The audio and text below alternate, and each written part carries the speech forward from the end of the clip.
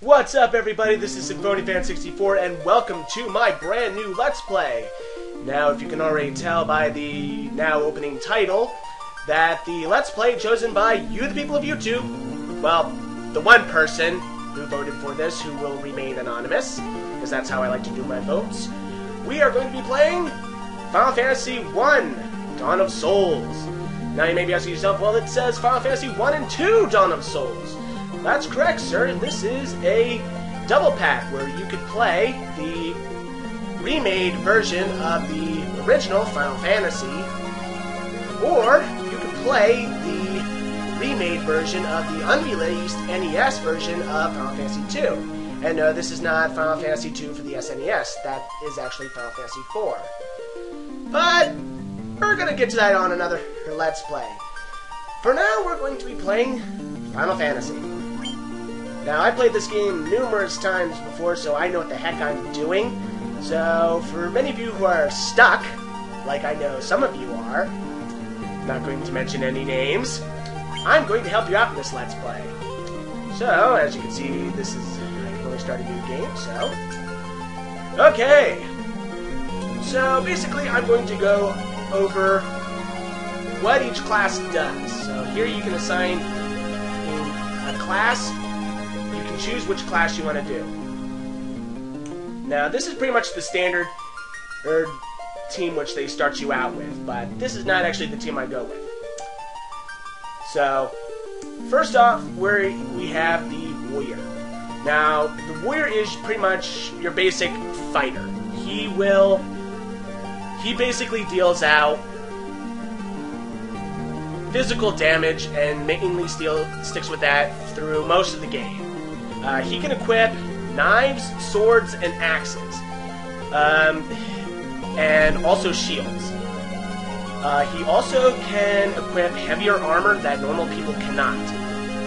Now, I'm also going to discuss the Trial of Bahamut, and I choose to call it that because it sounds kind of catchy, and actually does sound more appropriate. The Warrior will become a knight, and what happens when the Warrior becomes a knight is pretty much he stays the same except for getting a strength and attack boost and a defense boost. And I'll go over what those mean later when we start off the game. Now, also, when the Warrior becomes a knight, he is granted the ability to use level 3 white magic. And I'll get onto that later. So pretty much, he's pretty much a basic guy you want to keep on your party. You can choose to have one, but pretty much I'm going to go with what my team is, so I'm going to keep him. Next we have the Thief. Now, the Thief can only equip knives and swords, and also short swords. I forgot to mention for the Warrior can also equip heavier swords, but the Thief cannot. The Thief has very good speed, which guarantees that he will most likely strike first during attacks. And he has great luck, and I'll explain what luck means later, along with the other stats. After the Trial of Bahamut, the Thief becomes a ninja, in which case he gets the boost to the attributes that comprise of him, and he gets the ability to use level 4 black magic. More on that later. Here we have the White Mage. Now, the White Mage can...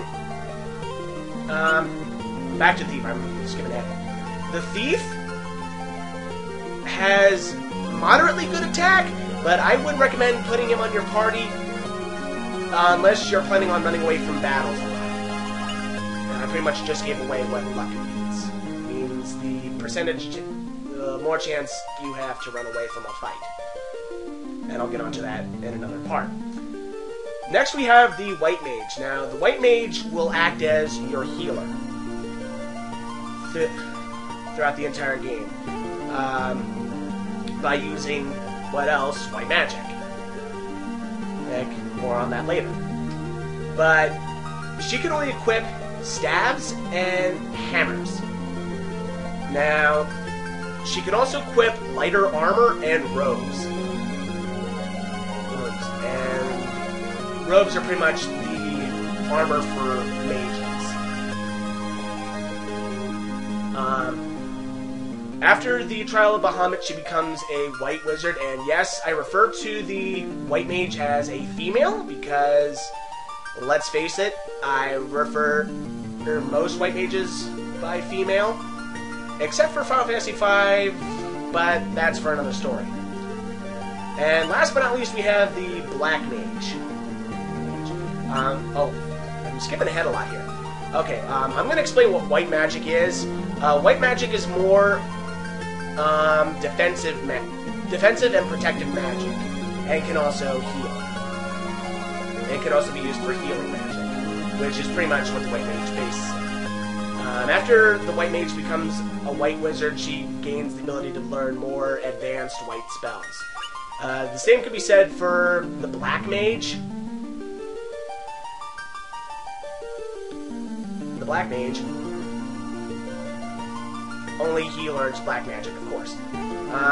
Same thing applies to the black mage as part of the white mage, except the black mage can equip stabs and knives. And is really good with black magic. Now, both of these guys have very shitty attack power, but chances are you're not going to be using them for attacking unless you're going up against weaker enemies, which these guys can kill. So that's pretty much everything, but you're asking yourself, but this isn't my team, and you're asking yourself, well, what do you mean there's another team? Well, there's 2 more job classes I haven't discussed. Now, as you can see, the cursor is on the character icons. Now, by pressing A, you can switch them out. And look, 2 more job classes. Now, here we have the monk, which was originally known as the black belt. Now, the monk is a pretty good attacker, in which case he can equip stabs, including a special staff known as the crozier, and also nunchucks. But, and due to contrary to popular belief by some people who claim that at level 50 it's best to de-equip the monk of all equipment, no, this is untrue. And pretty much, but as it says, the monk specializes in bare-knuckled attacks, meaning if you do not equip him with anything, the monk is a beast with his bare hands, in which case he deals a lot more attack than what other classes can do. And having one on your party just makes the game 100% times easier. So, also he can equip lighter armor. Also equips light armor. So, pretty much this, but unfortunately, the monk may have good attack, but he has piss poor defense. So, it's a double-edged sword here if you want to have a monk on your party. For me, I like to have one on my party. And I press the wrong button to get it. But here is the monk. And last but not... So now I have a monk on my team. Okay. Last but not least is the red mage. Now, the red mage is considered to be the jack of all trades, as far as any Final Fantasy class goes.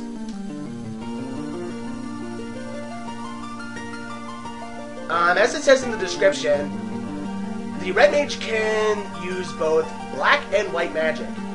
He can also equip knives, swords, axes. I don't know about axes. I don't remember if I gave him an axe once when I played this game. I do have a copy of this game, so I don't remember giving him an axe. I don't think you can equip axes. I think that's only for the really But like I was saying, you can equip knives, swords, stabs, and that's about it. and he can wear any kind of armor, like heavy, either it's heavy or light, and or robes for that matter. So you're pretty much thinking the Red Mage is a complete total badass, and why not? He's wearing an awesome hat. That oddly makes him badass in my opinion.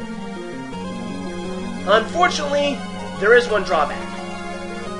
The Red Mage can only learn up to level 5 white and black magic. So any of that advanced magic from level 6 on up, he can't learn it. So it's best to have like another mage, either a white mage or a black mage if you're going to have a red mage, in my opinion. Or you can have all three, and I'm going to tell you right now, it's going to drain your money, which I'll get onto later. As for the Trials of Bahamut for both of these, for the monk, he gains no particular skills whatsoever instead of other than stat boosts. That's about it. He remains the same neutral all the way through. He doesn't have any special abilities that he gains after the Trial of Bahamut. He's just a plain warrior. As for the Red Mage, same thing applies to the White Mage and the Black Mage. But I think when he becomes a Red Mage, when he becomes a Red Wizard, when the Red Mage becomes a Red Wizard, he becomes... I think he gets the ability to use level 4 and 5 magic. I don't know if that's the case. I haven't played this game in a very long time, as you can tell. But, yeah. Pretty much this is my team. But, we're not done. As you can see, there are question marks above the stat class, and that's where I can put my name. Now, I can't remember how you do this, but I'm going to explain. This Final Fantasy is different, as pretty much all your characters are blank slates. They have no personality, they have no individual characteristics other than their classes, and that's about it. You control their story, and they never talk. So you control these 4 guys' destiny all the way out through the game. This is unlike any other Final Fantasy game after this, where every character had his or her own personality. So I'm going to give them all. So I'm going to name them all. So, and I can't remember how to do this. I would look it up, but I really want to get on with this right now. If you, I think, press select, you can scroll. It'll automatically pop up different names that you can scroll through to choose who's from. If you're not the, if you're not the creative type of person. What's interesting about these names for these individual classes is that all the names are actually named after NPC characters from other Final Fantasy games, and that's kind of neat. I mean, that's kind of neat. If you don't believe me, look it up on Final Fantasy Wikia for all these character classes, and you'll see a list of all the names and which Final Fantasy game that character's name came from. I mean, hell, I even once met a guy who named all his characters after the 4 Warriors of Dawn from Final Fantasy V. And at the time I thought it was neat, but now I think it's lame. And the guy was obviously crazy. He thought Final Fantasy I was like the prequel to Final Fantasy V. I still think he's off his rocker. But I'm actually going to name all these characters after a couple friends of mine, starting with the warrior, which is going to be me.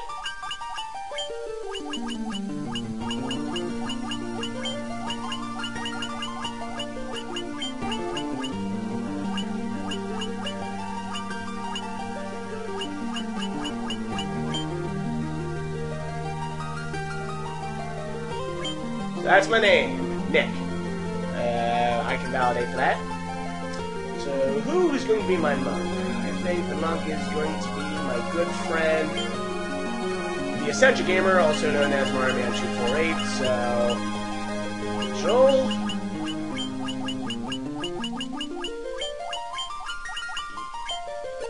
You're gonna be my monk. As for the White Mage, as I said before, I always refer to the White Mage as a girl. And I only know of one girl on YouTube that I know so far, and she is my beloved girlfriend. And, username Vampire Kitsune, otherwise known as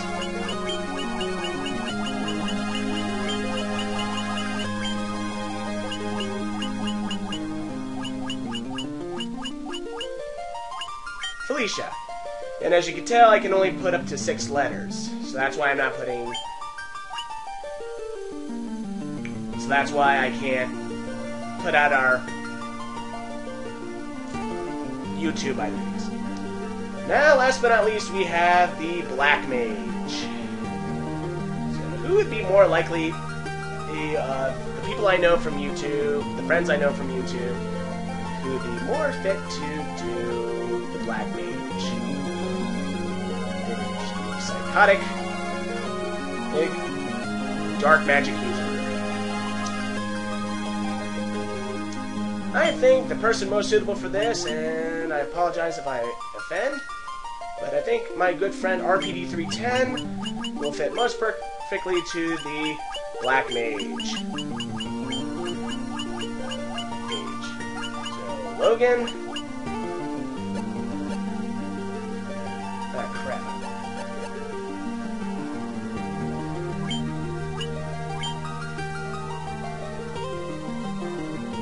Ah, crap, I can't put an eye there.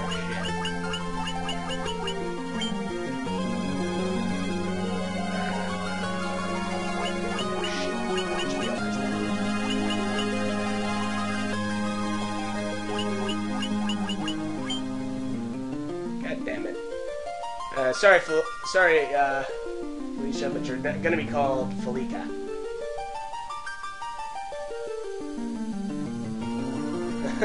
I didn't know I can only put up to 6 letters. God damn it.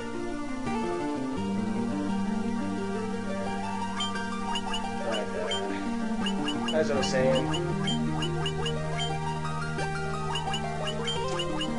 I believe my good friend RBD310, otherwise known in life as Logan. And that's my team, ladies and gentlemen. And a warrior, a monk, a white mage, and a black mage.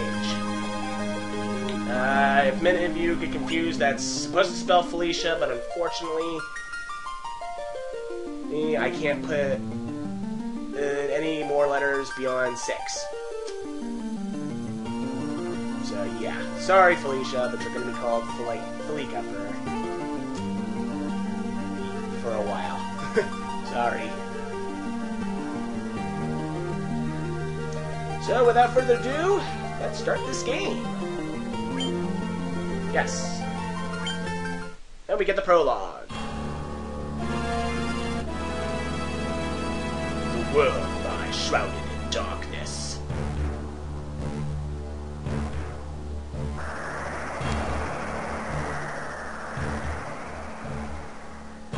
The winds die.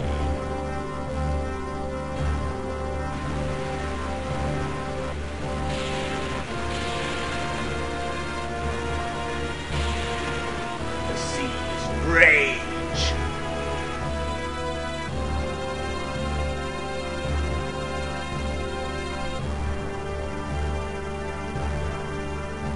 The earth decays. The people believe in a prophecy, patiently awaiting its fulfillment. When darkness veils the world, 4 warriors of light shall come. After a long journey, 4 young travelers did at last appear. And in the hand of each was clutched a crystal. Yeah, in the original game they were orbs. I I guess they went with crystals because crystals are more awesome. So we're now on the world map, and by pressing start, we bring up the status screen, the menu screen, whatever. And first, we're gonna go through all this shit. So pretty much, items is where you store all your items that you pick up, either in dungeons, off enemies, or in stores.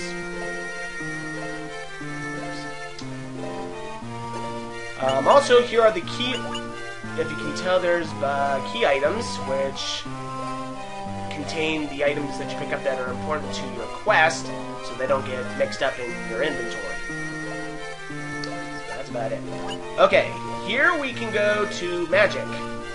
And by doing this, you can select one of your characters, and that will bring up their magic pool. And as you can see, I have no magic to do, and I can only learn level 1. As you can see, as level 1 is highlighted. As you level up, as the class you go with, you can learn more magic by leveling up in your character's stats and through your magic. And I made that clear. I'm sorry for most of you people. I'm just going to say this now. Pretty much this is me going to be talking about everything. Because, god damn it, there's no simple way for me to summarize Final Fantasy. There is no easy way. So, I apologize in advance, but I think most of this part is going to be me talking. So, yeah. And don't think about skipping this episode. Because you're learning. Because I know for a fact I'm going to get that one stupid motherfucker who's going to comment on me saying, well, you didn't explain this, or you didn't explain that. Well, here I am explaining everything, and if you don't like it, shut the fuck up.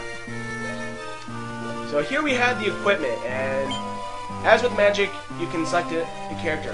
But when you go through it, you can see what the character was equipped. Now, unlike the NES version, where your people were completely naked, and I use that term quite likely,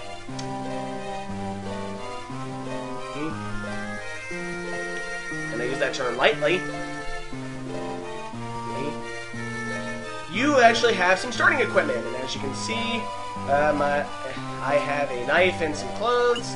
Joel has a staff and some clothes, but I'm going to press the wrong button again.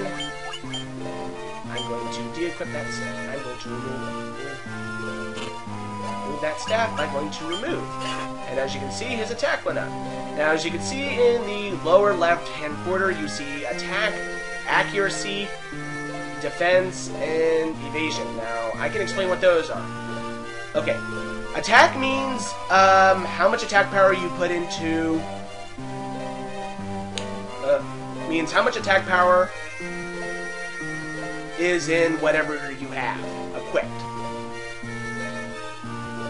Accuracy is your chances of hitting an opponent, and believe me, there are some enemies that will try to reduce that. Defense is, well, I don't need to really explain defense. All of you probably know what defense is. And evasion. Evasion is pretty much how you will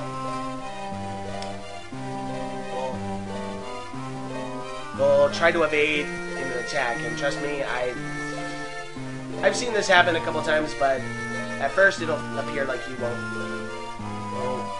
evade at all. You're going to get hit a lot in the beginning of the game, so it'll be a miracle. Okay, now what I can do is explain what these are.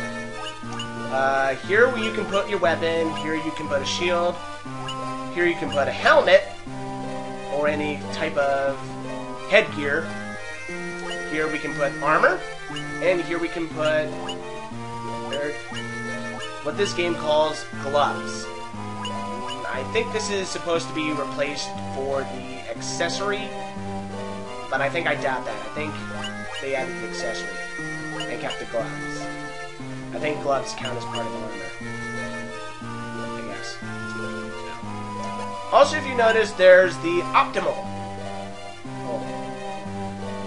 full option here. Now, what optimal does is optimal will equip whatever is more suited for the character. The strongest equipment that a character can equip. So, say for instance, I have some armor for myself. I go to optimal, and that's optimal, and it will select the strongest equipment in my inventory and equip it to me automatically. This saves a lot of time for most players, but in later games it becomes very confusing and very frustrating. Believe me, I should know. And apparently it gave me the staff for some odd reason. I didn't know I can hold staffs. Either way.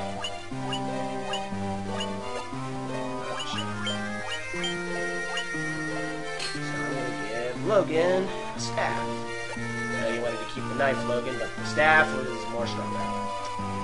Okay, so that explains equipment. So here we have status, and here is my long talking session, so be prepared, because I'm about to get my nerd on. Okay, so pretty much I'm not going to explain what HP and MP are, for you RPG nerds. Okay, magic level is pretty much summarized as the current magic level in which you can use magic. So right now, I can't learn any magic, but my magic level is 0, meaning I can't use magic. Felicia and Logan are at magic level 1. Underneath that is current experience. Now, as you battle enemies, you gain experience. Means I can't believe I'm explaining this. And underneath it is pretty much, and it will keep a record of how much experience you rack up. And underneath it is how many more points you need to level up. With me so far? Good. Okay, moving on. So now we have a couple more. For status. I will explain them. Strength, agility, intelligence, stamina, and luck. Well, we've already explained what luck means. Luck means the higher your luck is, the more chances you have of running away in a battle. Now, in this game, there's no sacrifice in running away from a battle. The only time you can't run away from a battle is either in triggered battles, and we'll see those later on in this game, and also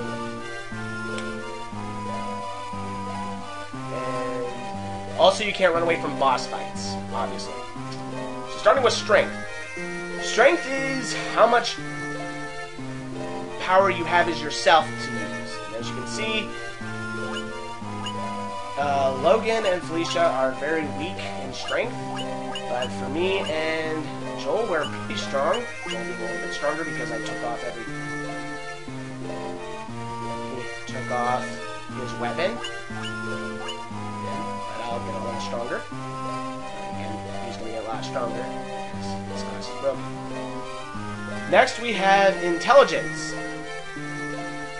Now, what intelligence is intelligence determines how much effectiveness your spells are going to be. And how strong they will be. Right now, my spells won't be as good right now. But right now, it's good right now, seeing as I'm level 1. So pretty much, yeah. Stamina. Stamina? I do believe stamina means how much you can withstand from an attack. Okay. It's not the same as defense. Defense is how... I can't remember what stamina means. Some of you can explain that to me. I've lost sense of this game long ago, and I just play it just for fun. And right now I know a little bit about this game. So, if anybody can tell me what stamina means in any Final Fantasy game, I would like to know. So, that's about it for the status. Now, what formation is I can take a party member. I can take one member of my party and I can switch places with another character. So say I want to switch places with Joel. As you can see now, Joel is now at the top of my at the top of the column. I can't remember if this determines how often a character will be attacked, but I can't really say. I can't remember if this determines whoever's on top determines on who gets attacked the most often. So, but I keep it like this because, let's face it, I grew up with this. So, here we have the configuration. Now this, what you can do is you can set the settings on how you want them to go with the game. Such as the B button. The B button dash is when you're in a dungeon. If you want to move faster, you have to hold the B button. By turning it on, I don't have to push the B button. I will always run, which will save a lot of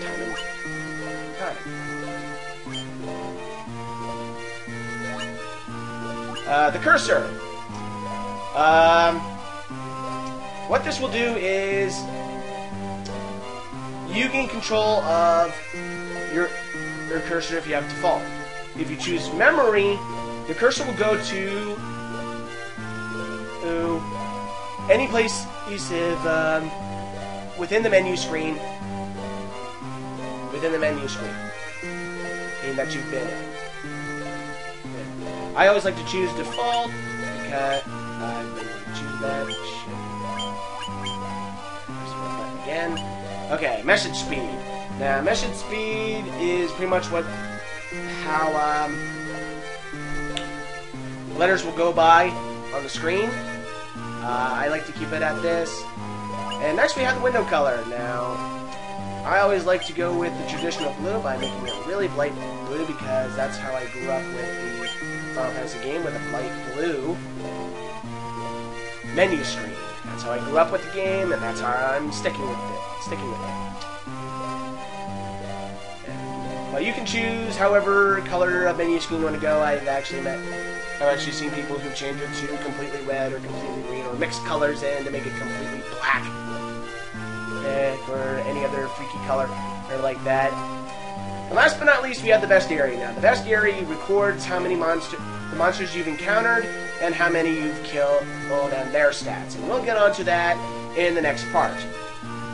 I'm sorry for many of you who are expecting some action in this game for this part, but pretty much it's going to be me talking. So, okay, finally we have Gil. Gil is your currency. I don't know what Gil is. I've never seen it in real life. This was originally in the NES supposed to be gold. Time is your gameplay time.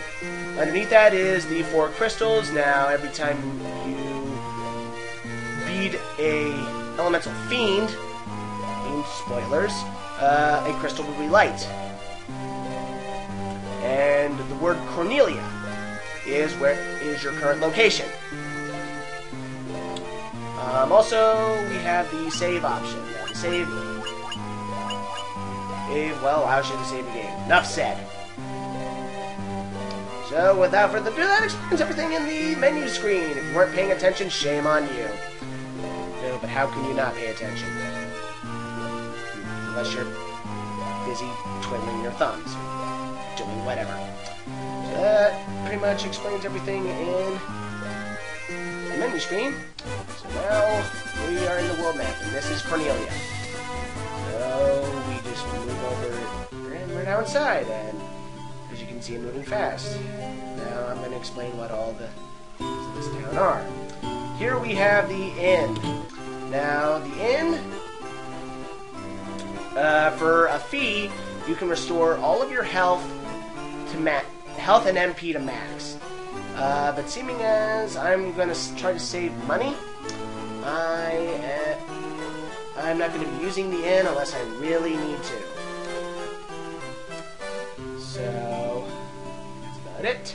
The inn. Oh, and if you've noticed in the inn, there were 4 old men.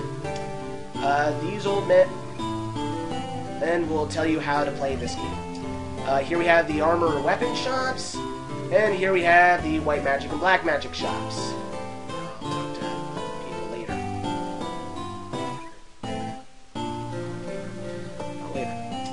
Okay. This is the item shop where you can buy items. I'll show you what items you can buy in the next part. And here we have the cathedral. Now, like the inn, you can pay a fee to revive one of your party members. However, they will not be revived at full health. They will be revived with 1 HP, which means if you have any healing magic, you can... Healing magic or any healing items, you're going to have to heal them. With that said, let's talk to some people here. Let's talk.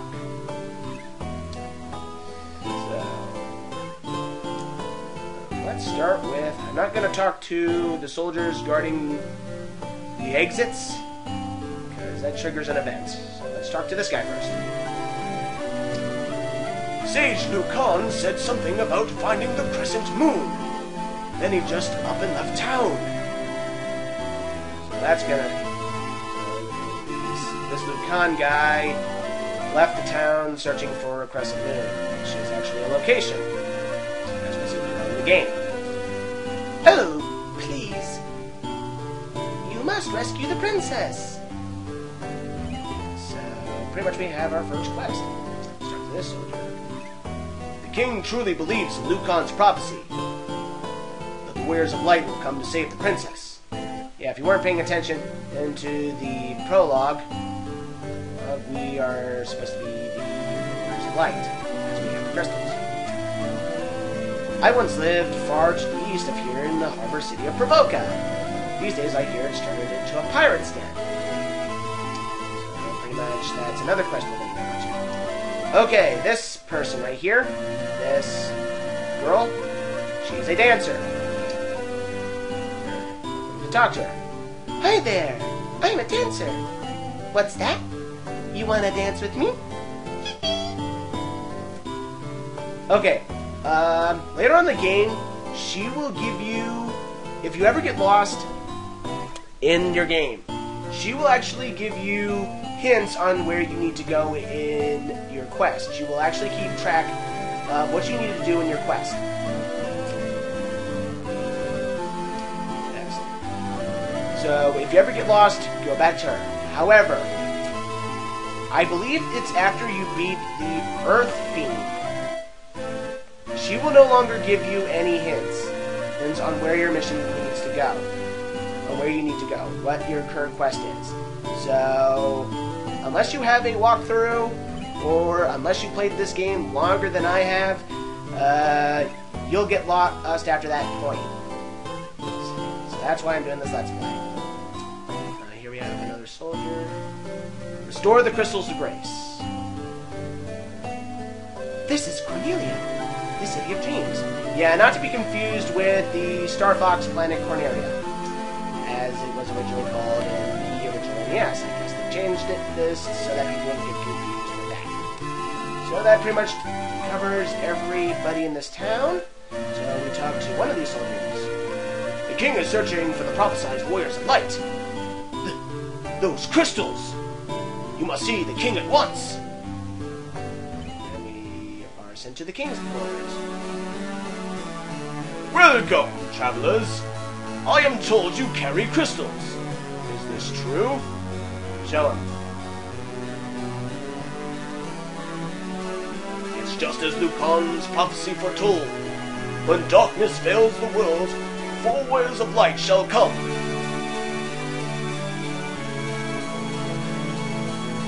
Your Majesty, we cannot be certain. These are the warriors who told me about the prophecy. Yet They stand before us with the crystals. I cannot dismiss this as mere coincidence. Crystal bearers, there is a task I would ask of you. Will you not rescue my daughter, Sarah? Garland, a knight once in His Majesty's service, has abducted Princess Sarah. I ask for your aid in the name of His Majesty, the King of Cornelia. Garland has taken refuge in the Chaos Shrine, which lies to our north. Of course, we did attempt to save the princess ourselves, but Garland is the finest swordsman in the kingdom. We have none who can match him. I have heard that you wish to journey to the continent to our north. The bridge leading north was lost long ago, making passage impossible. If you can rescue Sarah, I will have the bridge rebuilt as a sign of my gratitude. Now go, light warriors, and do not fail. So pretty much now we have our first quest. We have to rescue this princess who was abducted by this asshole named Garland. Warriors of Light have come at last! How long we have waited for this day to come! Garland is no longer the man I once knew. I beg of you, please return my daughter to me quickly! The dancing girl in town knows many odd bits of information. If you stray from her path, try talking to her. She may know something that can put you back on course. I just explained that. There's no way to talk to her. Pretty much I'm going to talk to everybody in this castle, and after that I'm going to end it off. Holy crap, this is 41 minutes. 40 minutes of me talking! Our reports say that Garland fled north with the princess to the Chaos Shrine. So we know the location of the Chaos Shrine. The king is searching for the prophesized light warriors of light. Those crystals. Could it be? Nah, these are just something we bought at the souvenir shop. They're just replicas. Sorry. We're not the light warriors. Her Majesty is overcome with grief. She shuts herself inside her chambers. Please try not to upset her. I won't. Skipper, skipper. I am Jane, Queen of Cornelia. Please, please bring my daughter, my Sarah, back to me safely. Okay, that's the queen. Someone over here having a cup of tea. Please save Lady Sarah. These guys will shut up. That's what you do. Garland was once the greatest knight in the kingdom. But power consumed him. He lost sight of who he really was. So we got some insight on who Garland was before he decided to be a dick and kidnap the princess. This guy says the same thing. And here we have Sarah's little sister.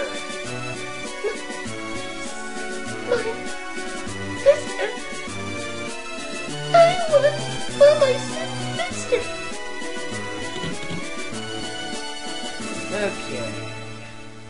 Now there's some more areas I need to explore here, but I need to exit the castle. Get out of this castle first.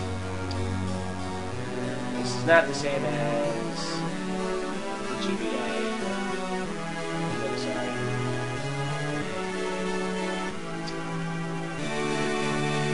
Here we have, here, our ancestors sealed weapons within this treasure house for hundreds of years. Hundreds of years? 400 years ago! They then gave the king to the key to the Elf King to hold until the coming of the light, warriors of light.